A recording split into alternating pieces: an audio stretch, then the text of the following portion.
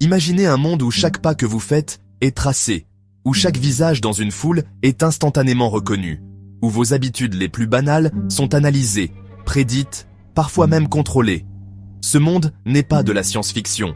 Il existe déjà, et il s'étend, jour après jour, depuis la Chine. Car aujourd'hui, l'Empire du Milieu ne se contente pas d'être une puissance économique ou militaire. Il est en train de devenir le leader incontesté d'un marché en pleine explosion, celui de la surveillance de masse. Des caméras intelligentes au système de crédit social, en passant par la reconnaissance faciale omniprésente, la Chine a construit, en quelques années à peine, un écosystème technologique sans équivalent dans le monde. Mais comment en est-on arrivé là? Pourquoi la Chine, plus que tout autre pays, a-t-elle réussi à dominer ce secteur si particulier? Et surtout, quelles sont les conséquences de cette domination pour ses citoyens et pour le reste du monde? Tout commence par un constat simple. La Chine a un besoin immense en technologie de surveillance. Avec près d'1,4 milliard d'habitants, le gouvernement chinois fait face à un défi colossal. Maintenir l'ordre, contrôler les dissidences et surtout, prévenir toute menace avant même qu'elle n'émerge.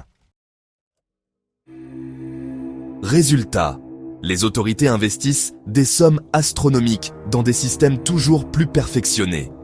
Des villes entières sont truffées de caméras capables de reconnaître un visage en quelques millisecondes.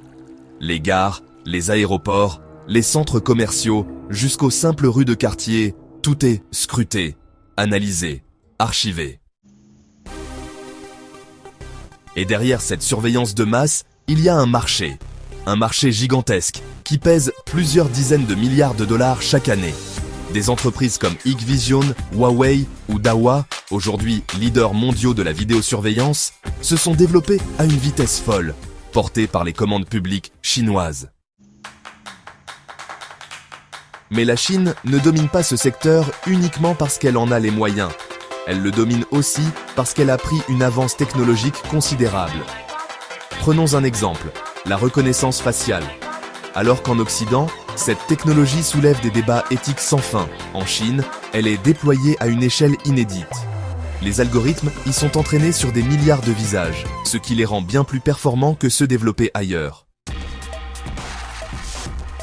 Même chose pour l'intelligence artificielle. En matière de surveillance, la Chine a compris avant tout le monde que l'IA serait l'arme absolue. Grâce à des investissements massifs dans la recherche, des centres de données surpuissants et une collecte de données sans limite, les entreprises chinoises ont développé des outils d'analyse prédictive hors du commun. Résultat, aujourd'hui, quand un pays, qu'il soit en Afrique, en Asie ou même en Europe, cherche à se doter d'un système de surveillance moderne, il se tourne presque automatiquement vers des fournisseurs chinois, parce qu'ils sont moins chers, parce qu'ils sont plus performants, et surtout, parce qu'ils sont les seuls à offrir des solutions aussi complètes. Car c'est bien là que le bât blesse. La Chine ne se contente pas d'utiliser ces technologies chez elle, elle les exporte, massivement. Au Zimbabwe, des systèmes de reconnaissance faciale chinois sont utilisés pour traquer les opposants politiques. En Serbie, des caméras intelligentes surveillant les mouvements de foule. Même en Europe, certaines villes ont été tentées par ces technologies, malgré les mises en garde des défenseurs des libertés. Cette expansion pose une question fondamentale. En important des outils de surveillance chinois, les autres pays importent-ils aussi un modèle de contrôle social ? Bien sûr, les défenseurs de ces technologies avancent des arguments solides. La surveillance de masse, disent-ils, permet de lutter plus efficacement contre la criminalité, le terrorisme ou même les épidémies, comme on a pu le voir pendant la crise du Covid. Mais à quel prix ? Car derrière ces caméras et ces algorithmes, il y a une réalité plus sombre, celle d'une société où chaque individu peut être tracé, évalué et parfois puni en fonction de ses comportements. Le crédit social, encore expérimental mais en plein essor, en est la parfaite illustration. Alors, la domination chinoise en matière de surveillance est-elle une opportunité ou une menace ? La réponse dépend sans doute de la valeur que l'on accorde à un bien précieux et de plus en plus rare, la liberté. Une chose est sûre, le monde de demain sera surveillé. Et il y a fort à parier que ce seront des technologies chinoises qui en contrôleront les rouages. À moins que